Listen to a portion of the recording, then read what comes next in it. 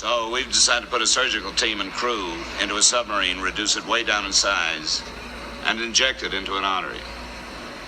You mean I'm going along? As part of the crew, yes. Wait a minute. They can't shrink me. Our miniaturizer can shrink anything. But I don't want to be miniaturized. Hello there, Ken Spriggs here again. So this will be the first part of my video in building the Moebius Proteus. Very excellent kit. And I want to mainly focus on a lot of the parts that I'll be making more accurate. Scratch building them. I'll be adding to the kit with some aftermarket parts, with masking and photo etch, things like that. Some figure kit coming out. So a lot of things I want to try to do. So the main thing I want to do is right now focus on a few of the main parts that are really good for the kit, but I want to make them just that much better. I want to make them more accurate to the movie, and even scratch build some parts to make them work when they're not designed to. So, all right, so let's go ahead and get right to that. Okay, so here are three of the main parts that I really want to work on and kind of go to town and make them look very accurate for the sub.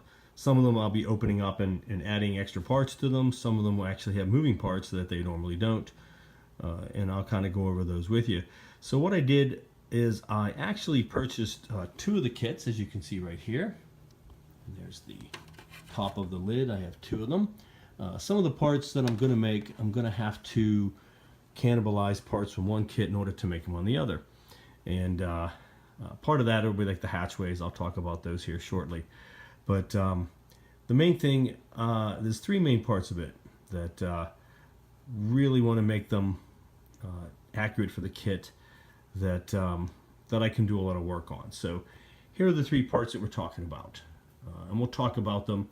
And I'm just going to kind of go over it generally, and then we'll talk about, I'll show you later in the video what I'm doing and how I'm going to make that happen as I go through the steps. So the first part is the airlock. The airlock itself doesn't come with any kind of a door. It actually, oddly enough, it has a door, and this part I really like. They made it separate, which is kind of cool. But generally, all this does is this just clicks into place, and you're supposed to glue it on there, and it's supposed to be static. But there really isn't any opening, and there really isn't any interior, so I want to scratch build that. So what I'm going to end up doing is using a Dremel to cut out a doorway on this, and I'll probably have the doorway, the actual hatch, propped open, because I'm going to seal the sub up. I'm not going to open it up, so I won't be moving this hatch around, but it will be opened up and separate so that you can see inside it. And I'm also going to scratch build an interior into this hollow part. And the main reason for that is that the bottom of the kit has a hatch. I'll show you the top of it. There's the hatch on the top, and it has a separate hatch, which is nice. The bottom does as well. And I'm going to actually make those hatches open up and probably put them on like a spring-loaded design so that they'll open up, and I can open the hatches up and look inside. So when I build that interior, even though the kit is sealed, you'll be able to look up to the bottom and see the interior. And I'll just have a tube in there and some dowels and things like that, and it'll be pretty cool. And have the door propped open so you can see inside. So I really like that they made this door separate. That's really helped me a lot with this kit.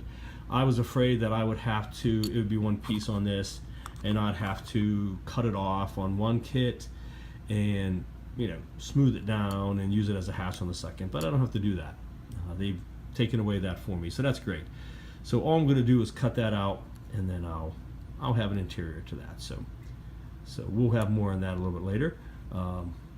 The second part is the map table, the chart table.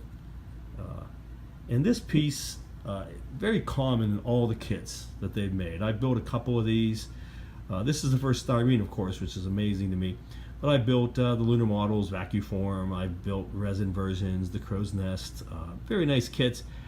But for some reason, I don't know why it is, but everybody always messes this up.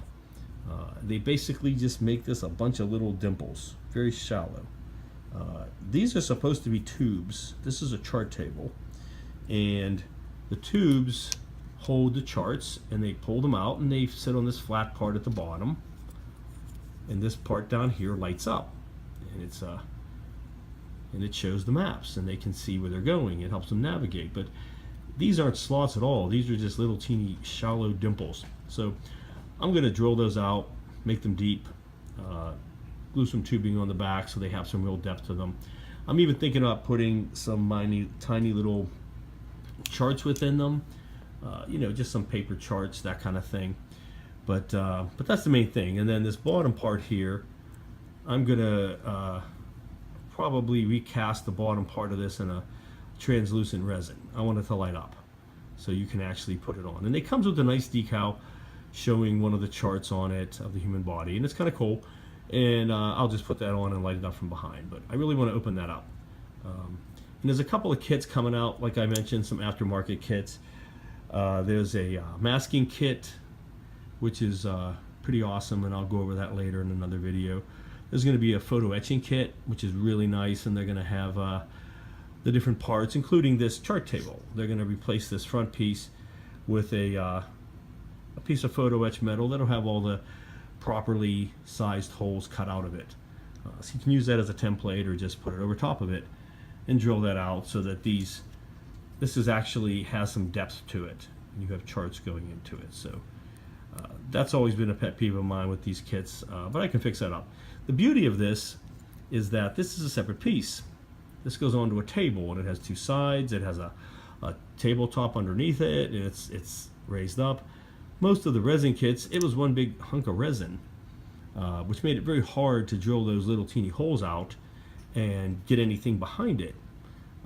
So I really love how they made this a separate piece, because the part there with those holes is one big flat piece. Very nice. Very easy to work with a drill and a Dremel and a needle file. Get those sanded out nicely and really get those accurate. So I'm really excited about that. The third piece that I really want to build up is the snorkel on the top of the sub. And this is the piece that it comes with. So really, there's much more to this in the movie. This is just the very top edge. Beneath it, it goes down further. There's a hose on it. It gets pulled out of the sub. So basically, what this is designed to be is you have the housing at the top, which is right here. And this fits right inside. So I'm not going to shove it down inside because really it's quite snug, and it's really hard to get back out once you get it in there. But the whole idea is that we're only seeing the very top. But in the movie, this extended out, and it had a bottom piece and a hose, and it came out. And it was a crucial part of the movie. They took it out when they had to put it into a lung and resupply their oxygen tanks that had sprung a leak. So I want this actually to have a full nozzle, and I'm going to put a hose on it and drill that out and literally have it come out of there. And it'll extend and put it on like a little spring mechanism so that that can be extracted and retracted. So that's something I definitely want to work on. In addition, this piece is way inaccurate. This clear ring here is supposed to be like a glass shielding, protecting debris from getting in, but this is way too thick. For this scale, this piece of glass would be about 6 inches thick. Very impractical. So I'm going to come up with a piece of clear ring that is much, much thinner, so it's more accurate. In addition, it's not long enough. This whole piece here isn't long enough. Pop that out of there real quick. Okay, so this piece right here, that little teeny part there from the flat base up until this top part is about twice that length in the movie. It's also not that profile. It's more of a thin cylinder, and it has slots in it. That's where the air goes into. And so this piece I'm going to cut off, separate it from the base. It's already breaking off anyway, so it doesn't hurt much. But it's actually, I'm going to cut that bottom nub off and make it twice the size and make it the right profile to fit in there. So in addition, when this part is on, this ring is actually much longer maybe about half as long as it is right now. So that, with the rest of it and the thickness and all that, I'm going to really work on this a lot. And I really want a snorkel that can come out of the sub, and paint it the nice bright glossy red and the clear ring. So it's kind of cool. I really like it in the movie, and I've always, as soon as I saw this kit and I saw what they were doing with it, I really thought I want to build this up more, make it a removable snorkel, so it can be more accurate to the kit. So, all right, so those are the three main parts. Those are the three main areas that I want to build up to be more accurate. There's some other ones as far as the hatches. As I said, I'm going to have them open up so they can be opened on a spring mechanism as well, so you can open the hatches and look inside. And once again, that would be like this top one here. So this will have a hatch on it, and it'll open up. You'll be able to see down inside and see the part of the interior along with the windows and that kind of thing. The bottom of the sub's the same way. It also has a hatch, and that's going to be the same way. So I'll make those work. A few other parts. I mean, obviously I'm going to light up the controls and light up the ring around the top and that sort of thing with the aftermarket kits. So I'm definitely working on that. So ultimately, that's where we are right now. I'll go ahead and the remainder of this video, we're going to talk about some of these individual parts, and I'll show you the steps that I'm taking and the progress I'm making on those. Okay, so today we're looking at the airlock to get out of the sub at the bottom where they needed to leave. What I want to do is I want to make a doorway, and I want to have an interior to it. So what I did, now the cool thing is they did make the doorway a separate piece right here, as you can see. So what I did was I traced around it with pencil, as you can see there, and what I'm going to do is I'm going to use a Dremel and cut that section out, and I'm going to just leave this little teeny edge over here on the side so I can basically put that door on. And once that's opened up, you'll see a doorway, but it'll look like the door is opened up. It's on its side. And maybe put a few strips in here to make it look like there's an actual rail or something that it's riding on. And since the sub's going to be sealed, I'm going to leave this in a fixed position. I'm going to glue it in place so it'll be permanent, and then the doorway will be open. And then because this is hollow, I'll be able to go ahead and build an interior that you'll actually be able to see from the bottom of the sub through the lower hatch. And I'm going to make both the lower and upper hatches on a pin so they can open, so you'll be able to go ahead and look up inside and see the little detail. So let me go ahead and cut that out, and then we'll go from there. Okay, so here is my finished piece. After I've cut it out, you can see there's the doorway. The outer part on this side and the tops and bottom is the actual outline of the door. So here's the door here. I have this on here, you can see that covers that part, but what I did was I left just a little bit of this edge with that little groove that the left side fits into. So what I'll do now is I'll glue that in the left little ridge that's designed for that. We'll go right into there and line it up properly. And it overhangs a little bit, as you can see.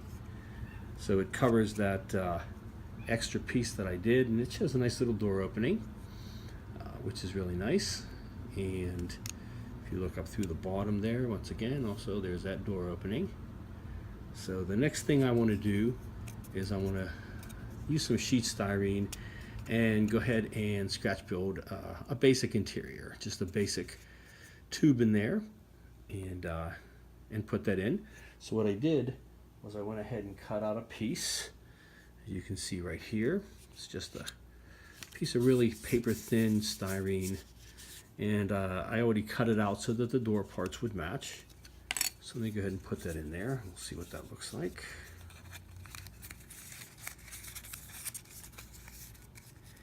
And for right now, I'm just test fitting it. So basically, I just have it held in place with some masking tape.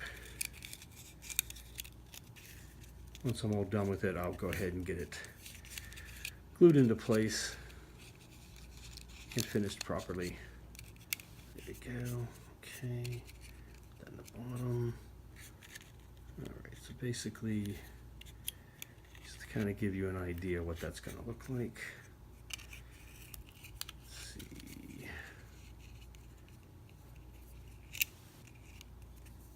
Yep. Okay, well, it'll be molded and glued in, but you can see there's the opening that matches it. And on the bottom, there we go. So there's your cylindrical tube, and it gives us a nice smooth wall. So it's a nice little view there.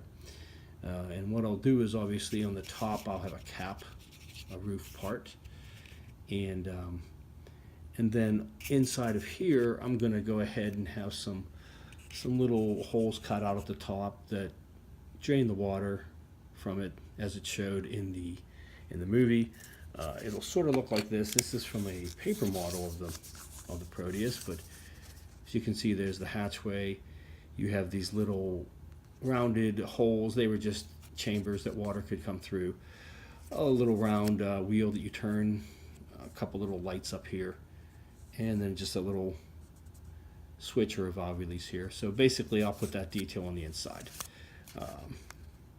And then it's real basic. It's not going to have anything major, but you will be able to see it from the bottom, as I said. And so what will happen is, when the kit's put together,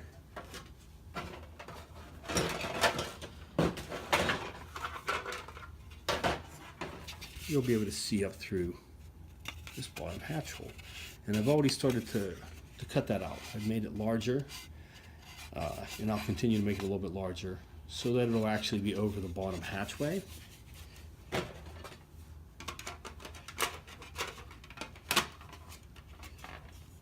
As you can see right here.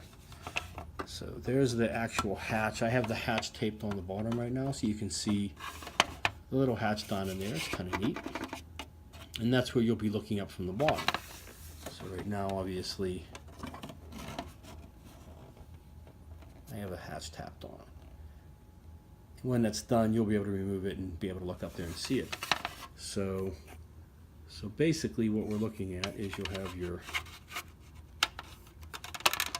hatchway right here. Let's turn that around.